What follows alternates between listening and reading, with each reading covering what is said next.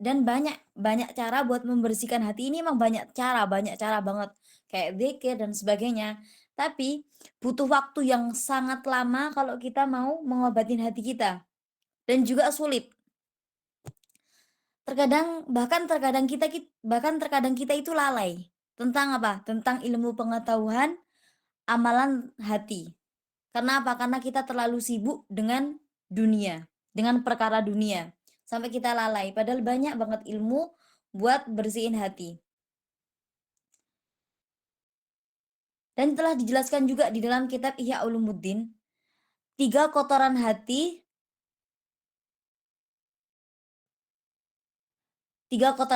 dan tiga kotoran hati ini banyak menimpa orang-orang yang faham ilmu agama. Banyak banget menimpa orang yang faham ilmu agama. Apa aja tiga kotoran ini? Tiga kotoran ini yaitu hasud. Yang pertama hasud, yang kedua ria, yang ketiga ujub. Dan jangan kamu kira kita itu bakal selamat dari penyakit itu. Oh, aku kayaknya nggak ada penyakit itu, misalnya ya, misal di hati kita. Oh, kayaknya aku nggak ada penyakit itu. Insya Allah aku selamat dari penyakit itu. Padahal terkadang nih kita terbesit, terbesit di hati kita penyakit hati, cuma kita nggak nyadar. Contoh nih ya, kehidupan sehari-hari. Kita keluar beli makanan, terus kita ngelihat orang aja. Misalnya ngelihat orang itu kayak misalnya bajunya bagus, tasnya bagus, terus pakai kayak perhiasan atau segala macamnya, terus kita terbesit di hati kita, orang itu apa namanya, sombongnya atau pamer atau gini misalnya dan lain-lain ya. Itu dari terbesit kita di hati gitu aja, kita nggak nyadar Pak bahwa itu termasuk salah satu dari sifat yang udah disebutkan tadi, apa? Sifat apa? Yaitu sifat hasud. Kita nggak senang orang dapat kenikmatan, tapi kita senang kalau orang lain itu dapat musibah. Kita nggak senang orang lain itu dapat kenikmatan, tapi kita senang kalau orang itu dapat musibah. Yaitu sifat hasud sama dengki. Dan sifat hasud ini timbul dari apa sih? Bersumber dari apa sih? Sifat hasud ini bersumber dari sifat kikir dan bahil. Bahil itu sama kayak pelit. Sama kayak pelit. Orang hasud ini dia itu berat hati banget sama kenikmatan yang Allah berikan kepada orang lain. Dia berat banget kalau ada orang itu dapat kenikmatan, dia berat. Entah itu kenikmatan rezeki, kenikmatan ilmu, kenikmatan cinta, semua dia berat hati pokoknya. Padahal ya Allah itu udah memberikan masing-masing hambanya sesuai porsinya. Nggak mungkin Allah ini ngasih salah, nggak mungkin. Jadi misalnya ada dua pedagang, dia jualan di tempat yang sama, jualannya juga sama, dan di tempat berdampingan, dan jualnya di jam yang sama. Salah satu pedagang ini rame, banyak rezekinya setiap harinya. Tapi yang satunya rame cuma nggak serame itu.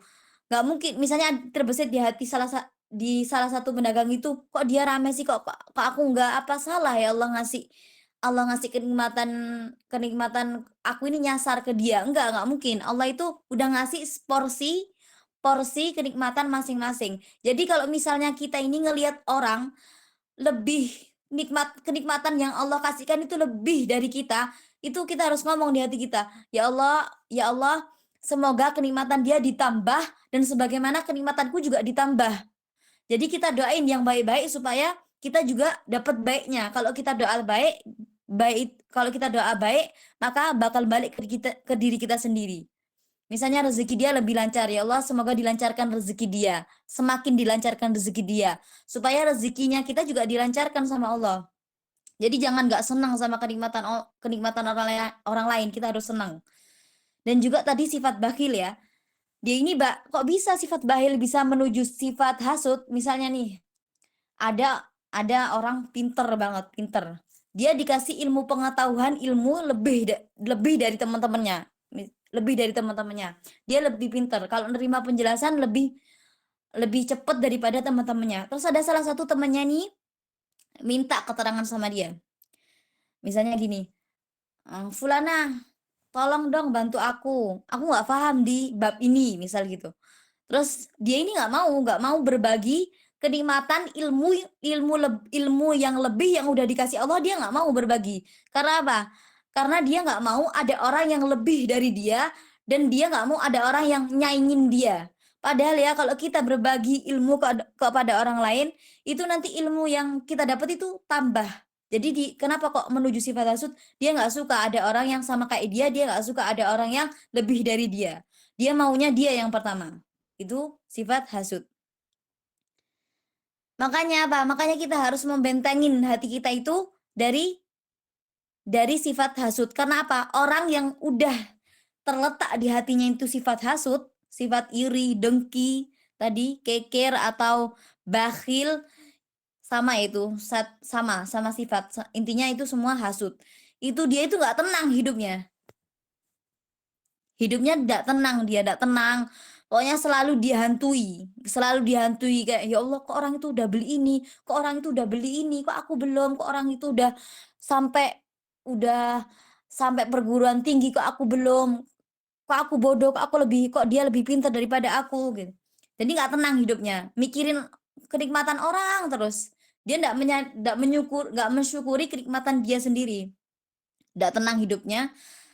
Selama di dunia dia nggak tenang hidupnya sampai nanti dia mati dan diazab di akhirat, nanti dia diazab lebih berat lagi, lebih besar azabnya. Dan juga orang yang hasud ini mereka itu tidak merasakan manisnya keimanan. Udah nggak tenang, wes nggak tenang, saya nggak ngerasa manisnya keimanan. Habis itu dia juga nggak senang sama kebahagiaan sesama muslim, dia nggak senang sama kebahagiaan hambanya Allah sama muslim ini, nggak suka dia. Jadi nggak tenang hidupnya. Kalau misalnya di hati kita ya, misalnya di hati kita ini misalnya di hati kita semua ini masih belum ada pertanda sifat-sifat itu, sifat-sifat hasud itu, maka kamu termasuk orang yang beruntung.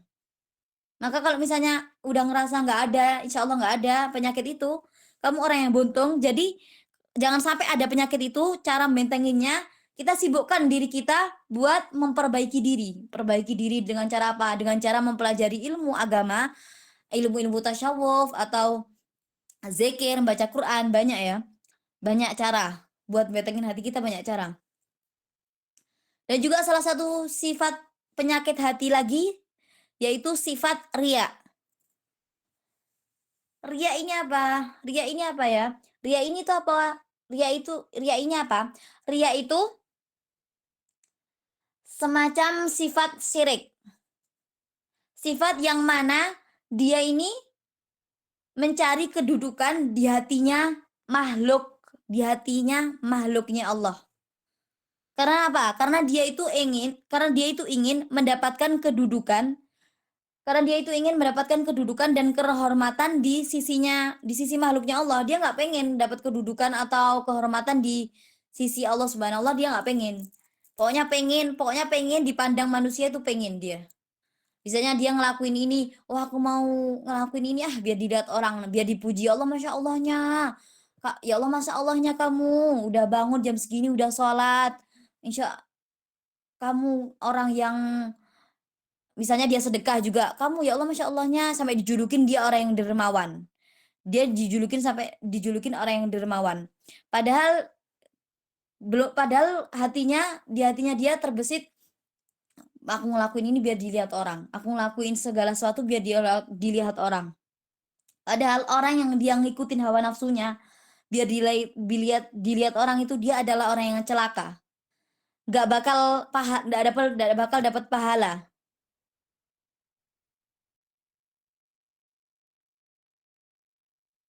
Maka dia bakal misalnya dia ngelakuin sedekah 1 bulan, sedekah biar dilihat orang itu 1 bulan itu penuh itu gak dapat apa-apa, dapat pahala, udah nggak dapat pahala, nggak dapat apa-apa, nggak dapat, malah dapat dosa dia, karena dia pengen dipuji orang, sampai dikatakan dan nggak dapat pahalanya sia-sia, sampai dikatakan di dalam hadis an-syahid, sesungguhnya orang yang mati syahid, sesungguhnya ada orang yang mati syahid, yu'miru bihi yaumal qiyamah, diperintahkan dirinya pada hari kiamat ilan nar, untuk masuk neraka. Fayagulu, orang yang mati syahid ini bilang, ya Rabbi, ya Allah, istashhid is istushhidtu, aku telah mati syahid, aku telah mati syahid fi sabilika, di jalanmu. Fayaqulullahu ta'ala, maka berfirman Allah Ta'ala, bal uritta an yuqala, tetapi bukanlah engkau ingin dikatakan innaka syuja'u, orang itu pemberani. Faqad qila dzalika, maka sungguhnya telah dikatakan wadzalika ajruka, dan itu adalah pahalamu. Dan juga orang yang dia itu orang yang alim atau orang yang haji atau orang yang penghafal Quran, kalau dia niatnya salah, misalnya dia niat pengen dipuji atau segala macamnya, pengen dilihat orang, pokok intinya pengen dilihat orang, tidak dia tidak akan masuk surga. Bahkan dia akan masuk neraka dan tidak dapat pahala, nggak dapat pahala. Makanya dalam melakukan setiap amal itu, makanya setiap kita melakukan amal itu, kita harus memperbarui niat kita. Kita perbarui, setiap harinya kita perbarui yang baik-baik. Jangan sampai terbesit niat jelek. Jangan sampai terbesit, oh biar aku dilihat itu, biar aku dilihat fulana, biar aku dilihat usada misalnya, atau biar dilihat apa yang dia pengen, biar dilihat sama orang pokok intinya.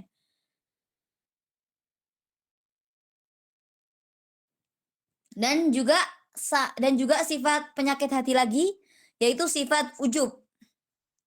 Orang yang ujub ini orang yang bangga sama dirinya sendiri. Dan dikatakan di dalam kitab Bidayatul Hidayah, penyakit ini tuh termasuk penyakit yang susah diobati. Kalau misal nih sudah menempel di hati kita ini, sudah nggak bisa diobati. Dan orang yang ujub ini, dia melihat dirinya sendiri tuh bangga, wah aku ini cantik, aku ini pinter, lebih pinter dari dirinya, dari orang lain, dari orang lain. Pokoknya dia kalau mandang dirinya sendiri tuh bangga. Pokoknya pokoknya yang terhormat dirinya sendiri. Sedangkan dia ngelihat orang lain, dirinya orang lain, dia dengan pandangan gak suka, pandangan hina. Pokoknya gak senang sama orang lain.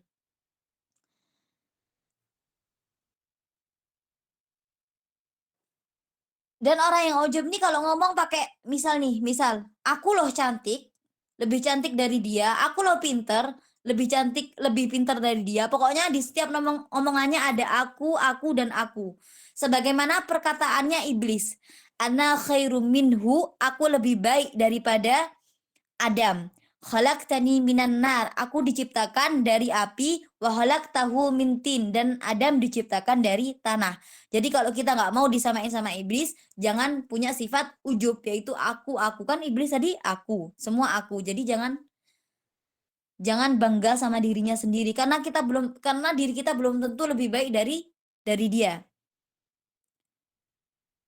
Dan orang yang ujub nih kalau misalnya dia ini di dalam satu majelis ya, dia itu merasa dirinya itu paling tinggi dari yang lain. Dan dia pengen jadi yang paling terdepan, paling pengen dihormati pokoknya, dan dia nggak mau di belakang. Dia mau di depan pokoknya, dia nggak mau di belakang. Seandainya dia di dalam hal diskusi, dia nggak mau kalau pendapatnya itu nggak diterima, pokoknya harus diterima. Dia sombong, kalau di dalam diskusi dia sombong, nggak mau pendapatnya nggak diterima. Dan penyakit hati yang selanjutnya yaitu penyakit hati mutakabir, yaitu penyakit hati sombong. Mutakabir itu sombong. Orang yang punya sifat ini, dia tidak mau dinasehati. Dia nggak mau dinasehati. Pokoknya orang yang punya sifat sombong ini nggak mau dinasehati. Sedangkan ketika dia menasehati orang, dia itu dengan cara yang kasar. Dia nggak mau nasehati, tapi kalau nasehati orang dia kasar. Dan siapa saja yang dia ini merasa di hatinya itu lebih baik dari salah satu makhluknya Allah, maka dia adalah orang yang sombong.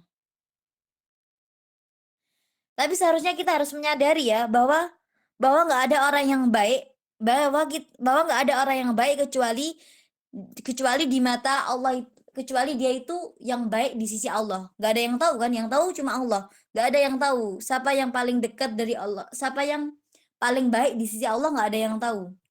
Jadi kalau misalnya ada yang bilang aku lebih baik dari Allah, aku lebih baik dari aku lebih baik darinya, maka dia itu termasuk punya sifat sombong.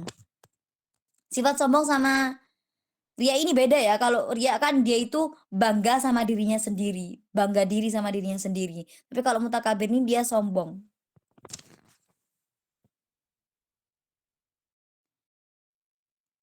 Dan orang yang sombong nih cara bersihinnya gimana? Misal nih kalau ada orang yang misal kita ngelihat anak kecil, kita harus bilang kayak gini di hati kita. Aku lebih dia lebih baik dariku karena dia lebih ke, karena dia masih kecil dan dia maksiatnya lebih sedikit daripada aku. Aku maksiatnya lebih banyak kalau kita ngelihat anak yang lebih kecil.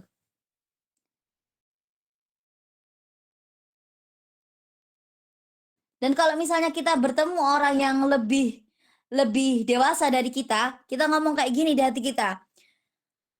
Dia itu menyembah Allah sebelumku. Maka dia itu jelas lebih paham agama, lebih jelas paham agama daripada diriku. Tapi kalau kita ngelihat orang alim, maka kita bilang ke diri kita, orang ini diberi orang ini di orang ini diberi ilmu agama itu orang ini diberi ilmu agama itu lebih baik dariku dan dia lebih tahu daripada aku. Maka jelas dia lebih baik dariku. Pokoknya kalau kita ngelihat orang itu dia lebih baik dariku gitu. Jangan jangan merasa aku lebih baik dari dia.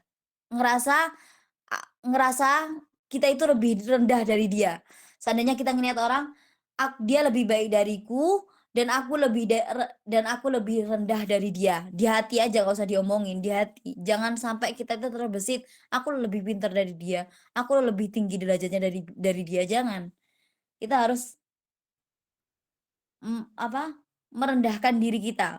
Bukan bahasa merendahkan diri kayak merendahkan kalau sifat biar nggak penyakit hati, biar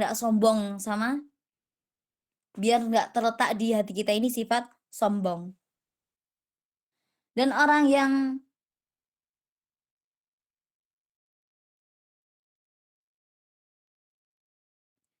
yang punya sifat-sifat tadi itu, dia termasuk orang kalau misalnya di hatinya udah terdapat sifat tadi tapi dia tidak mau berubah, dia termasuk orang yang bodoh. Dikatakan dia termasuk orang yang bodoh.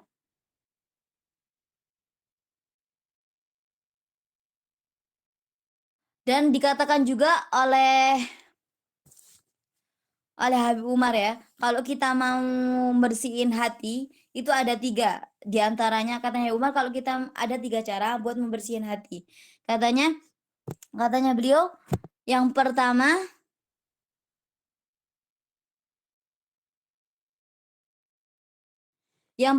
membaca Quran. Yang pertama membaca Quran di siang dan malam hari. Yang kedua, zikir kepada Allah. Yang ketiga, zikirnya kepada Allah itu dengan adab, dengan menghayati ya, dengan khusyuk, gak asal-asalan. Terus yang ketiga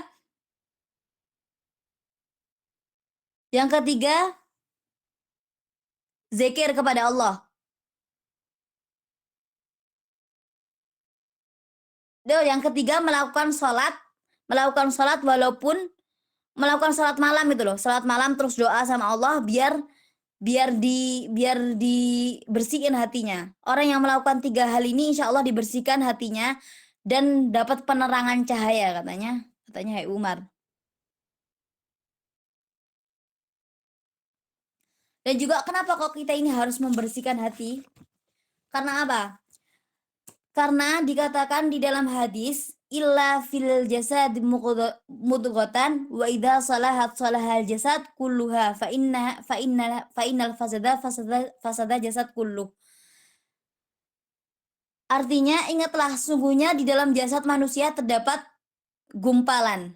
Jika gumpalan tersebut baik, maka akan baik seluruh anggota tubuh yang lain.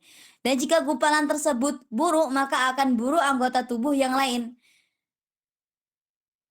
Jadi gumpalan yang dimaksud gumpalan ini apa? Yaitu hati. hati tadi. Kalau misalnya hati kita ini baik, maka bakal baik seluruh tubuh kita ini bakal baik. Tapi kalau hati kita nggak baik, maka semua anggota tubuh kita nggak baik, ya kan? Kalau misalnya kita lagi misalnya lagi sumpek atau apa kan bawaannya kayak nggak baik semua, kayak gitu dah pokoknya anggota tubuh ini mengikutin hati. Jadi hati kita harus bersih, harus berusaha buat membersihkan hati. Di setiap hari anggota tubuh itu menyeru kepada hati, "Wahai hati, luruslah, luruslah, karena kamu itu pemimpinnya dan aku anggotanya." Tapi kita nggak nyadarin kenapa kita harus bersih. Hatinya itu kenapa? Karena apa? Karena Allah itu ngelihat batin kita, bukan apa? Bukan ngelihat dohir kita. Seperti yang dikatakan dalam hadis, "Innallaha la yanzuru ila suwarukum, walakin yanzuru ila qulubikum." Sungguhnya Allah itu nggak melihat fisik kamu, tapi Allah itu melihat batin kamu.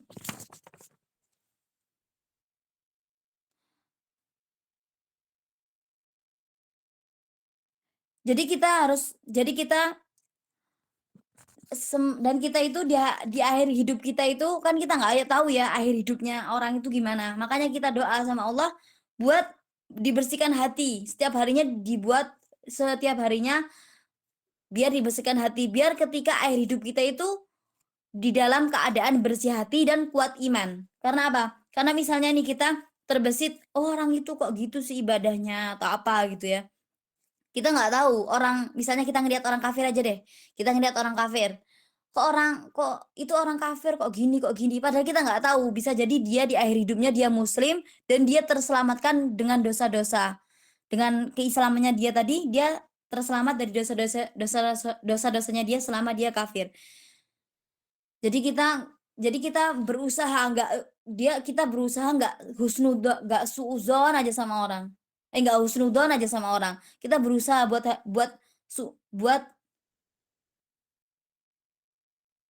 buat husnudon sama orang lain, bukan suudzon terus. Jadi husnudon biar hati kita itu bersih.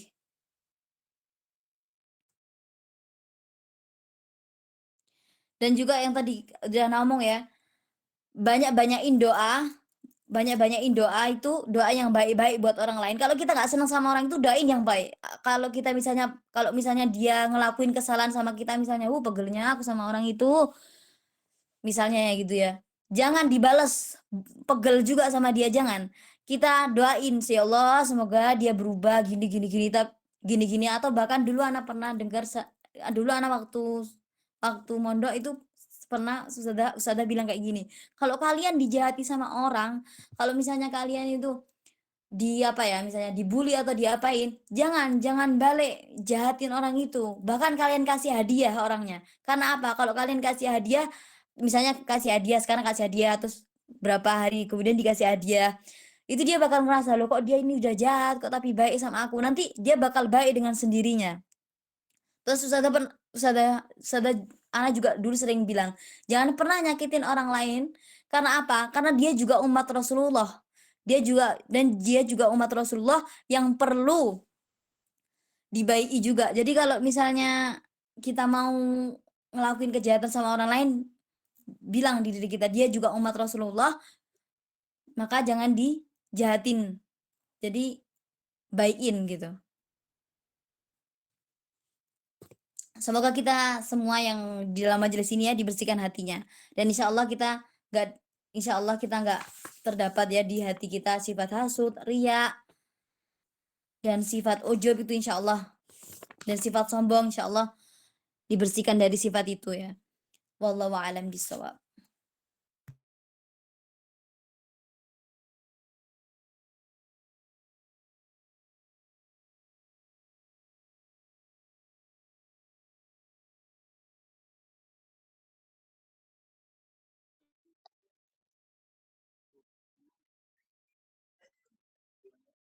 Masya Allah, Alhamdulillah, itulah tadi untayan tausiah dari Ustazah Zahra Zahwadi.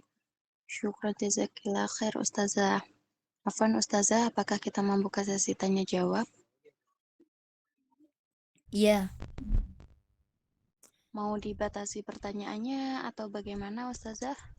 5 pertanyaan. Baik, bagi teman-teman yang ingin bertanya, dipersilakan kita membuka 5 pertanyaan bisa melalui kolom chat atau on mic.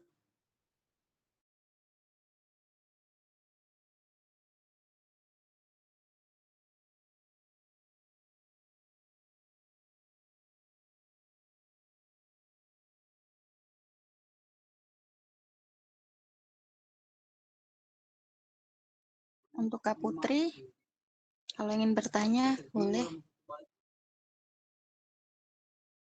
Assalamualaikum warahmatullahi wabarakatuh. Ustazah izin bertanya, kalau kita pernah disakitin sama seseorang, terus kita memilih untuk memaafkan diri sendiri dan memaafkan orangnya, tapi kita memutuskan tali silaturahmi itu sama orangnya, biar nggak ingat sama atas apa yang dia udah lakuin gitu, Ustazah.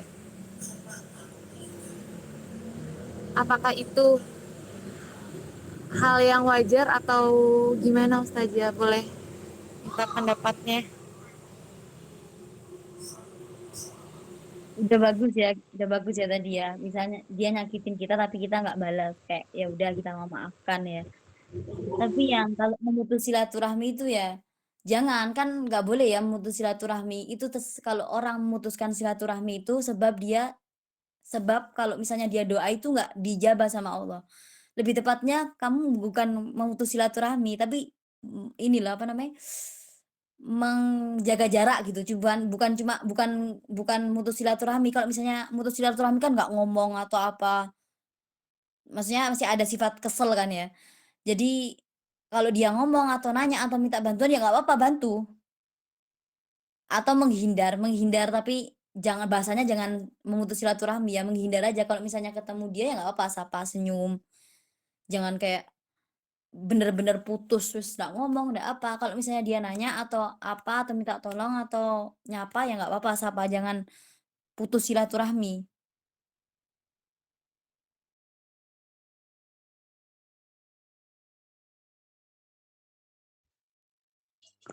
Assalamualaikum Ustazah.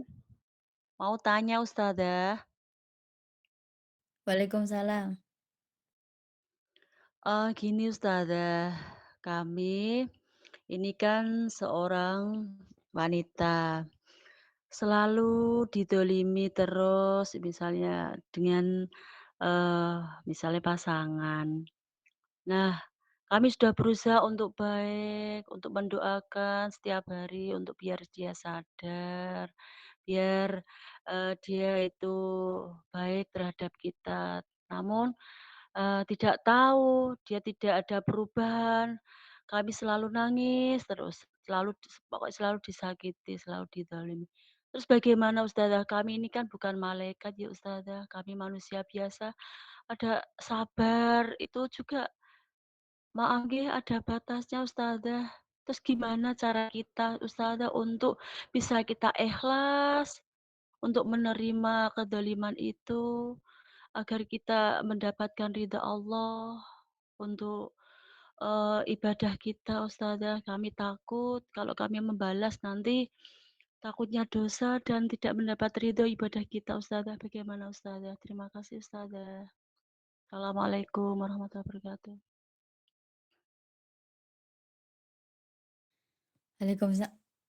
Assalamualaikum warahmatullahi wabarakatuh. Tadi ya kan, ya benar, apa, orang itu ada batasnya. Setiap orang ada batas kesabarannya ya, emang benar. Tapi kan ya katanya Umar tadi, banyain baca Quran, terus banyain dzikir, dzikir apapun. Misalnya sholawat atau apa, kalau misalnya kita didolimi sama orang, doa kan, orang yang terdolimi itu doanya mustajabah. Doa apa yang pengen kamu, doa apa yang pengen pengen dipengin sama kamu itu doain, doa misalnya pengen ini, doa. Soalnya orang yang terzalimi itu mustajabah. Misalnya doa, "Ya Allah, semoga orang ini nggak dolimin aku lagi, ya Allah, semoga dia sadar ya Allah." Doain, doain biar dia cepet sadar. Kalau misalnya punya makanan atau apa, kasih biar dia sadar. Orang ini baik padahal udah tak dolimin tapi kok baik gitu. Terus kalau emang udah capek banget ya, capek, udah nggak kuat, udah sabar, sudah batas kesabaran, doa sama Allah, nangis sama Allah, minta sama Allah, "Ya Allah ya Allah capek." Misalnya ya kan doa capek atau apa, doa yang curhat sama Allah gitu loh, nanti insya Allah plong. Jadi insya Allah kita bakal bakal sabar, dikasih sabar. Allah itu nggak bakal ngasih ujian di batas kelebihan orang, itu nggak mungkin. Jadi insya Allah ibunya dikasih kekuatan, ibu atau kakak tadi insya Allah dikasih kekuatan sama Allah. Jadi banyak-banyakin doa dan sebagainya. Kalau misalnya udah capek, lelah, curhat sama Allah. Jangan curhat sama manusia, nggak ada faedahnya. Jadi curhat sama Allah aja.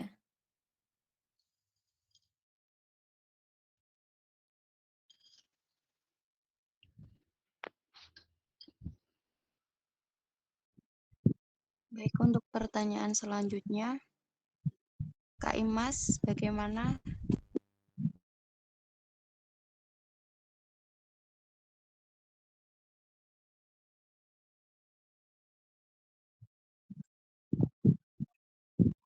Baik, pertanyaan selanjutnya dari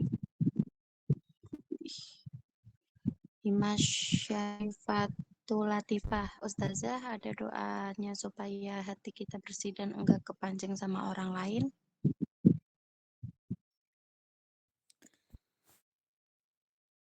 Doanya ya doanya terserah, mau dzikir, sholawat, atau apa, atau doa harian kalian, ndak apa-apa. Kalau katanya Umar tadi pokoknya dzikir. Kita baca dzikirnya itu harus dengan adab dan khusyuk. Sholawat atau cuma baca kayak gini.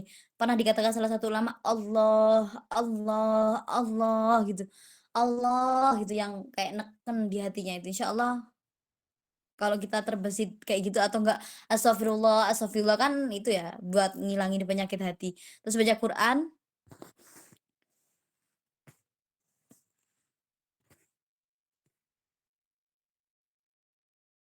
terus melakukan sholat tadi, sholat malam. Habis sholat malam doa sama Allah. Ya Allah, nangis sama Allah. Ya Allah, bersihkanlah hatiku. Aku nggak mau punya sifat iri, dengki ini ya Allah. Gitu. Pokoknya curhat segala macam yang kalian ada unek-unek di hatinya. Misalnya, ya Allah, semoga aku dibersihkan hatiku supaya nggak jelekin orang ini lagi. Misalnya kan ada ya banyak yang kalian pengenin.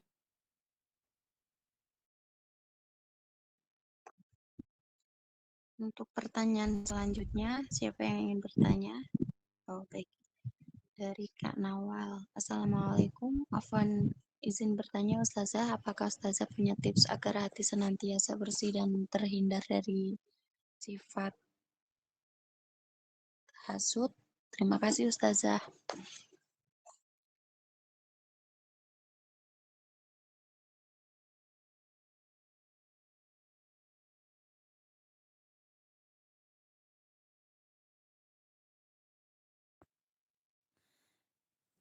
Tips biar terhindar dari sifat hasut ya.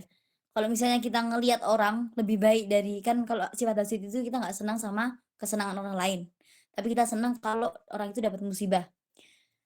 Tipsnya gini, kalau misalnya kita ngelihat orang itu dapat kenikmatan, kita misalnya nih deket ya tetangga, "Loh orang itu kok udah beli mobil, loh orang itu kok udah beli sepeda, alhamdulillah orang itu udah dapat udah beli, udah bisa beli segalanya, semoga aku juga ditakdirkan beli itu semua."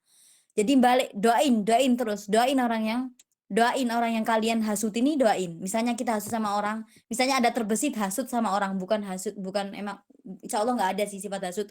Insya Allah nggak ada di hati di hati kita, insya Allah nggak ada. Misalnya terbesit sifat hasut, mau terbesit sifat hasut, balik doa yang baik. Supaya apa? Supaya balik doa kita sendiri lagi. Gitu tipsnya. Tipsnya kayak gitu. Banyakin doa yang baik sama orang yang mau misalnya terbesit sifat hasud di dalam kita, di dalam diri kita sendiri.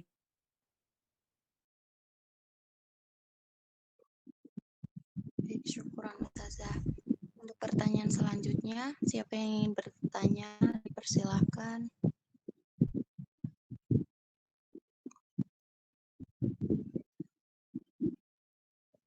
Ada yang ingin bertanya lagi?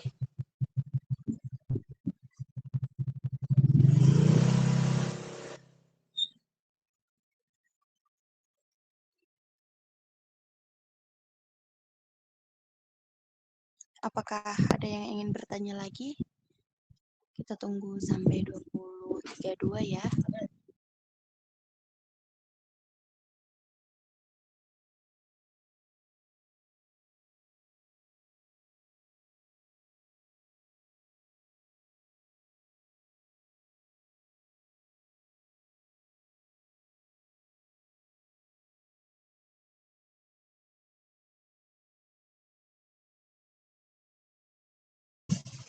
Baik, sepertinya pertanyaan sesi tanya jawab kami tutup.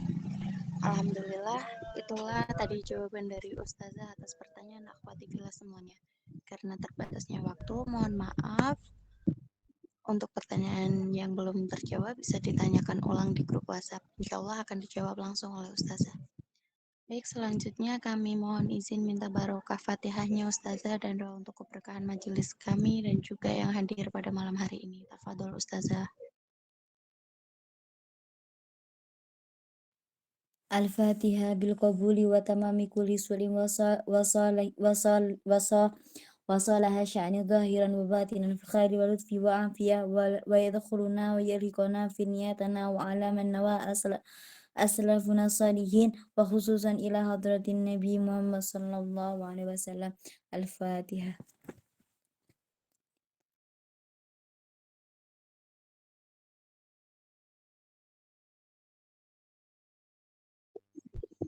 Alhamdulillah, itulah tadi beberapa rangkaian acara kita pada malam hari ini. Semoga Allah kasih rizki buat bisa bertemu langsung dengan Ustazah dan bisa bertanya secara langsung.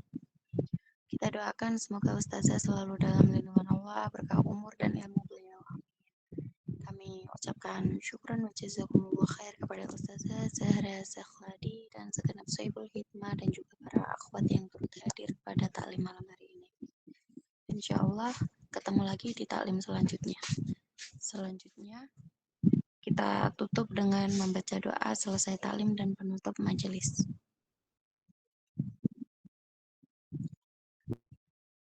Bismillahirrahmanirrahim. Ya Rabbana tarafna bi annana katarafna wa annana asrafna ala ghadha ashrafna fatub alaina taubah tafsili kulli haubah wastur lana al-aurat wa amin rawat waghfir li walidina wa rabbi wa mauludina wal ali wal ikhwan wa sairil khilan wa kulli bi mahabbah au jiwratin au suhbah wal muslimina ajma'a amin rabbi isma' فضلا وجودا من نال باكتساب منا بالمصطفى الرسول محظو بكل سول صلى وسلم ربي عليه عد الحبي وآله وصحبي عدد صحبي والحمد لله بالبدء والتناهي سبحانك اللهم وبحمدك أشهد أن لا إله إلا أنت أستغفرك وأتوب إليك سبحانك اللهم وبحمدك أشهد أن لا إله إلا أنت أستغفرك وأتوب إليك سبحانك اللهم وبحمدك أشهد أن لا إله إلا أنت أستغفرك وأتوب إليك. Alhamdulillah, berakhirnya doa tadi maka berakhir pula taklim kita pada malam hari ini. Saya selaku pembawa acara mewakili pihak Sohibul Hikmah memohon maaf yang sebesar-besarnya apabila ada kesalahan, kehilafan dan kekurangan. Hanya kepada Allah kami memohon ampun. Akhirul kalam, assalamualaikum warahmatullahi wabarakatuh. Waalaikumsalam warahmatullahi wabarakatuh.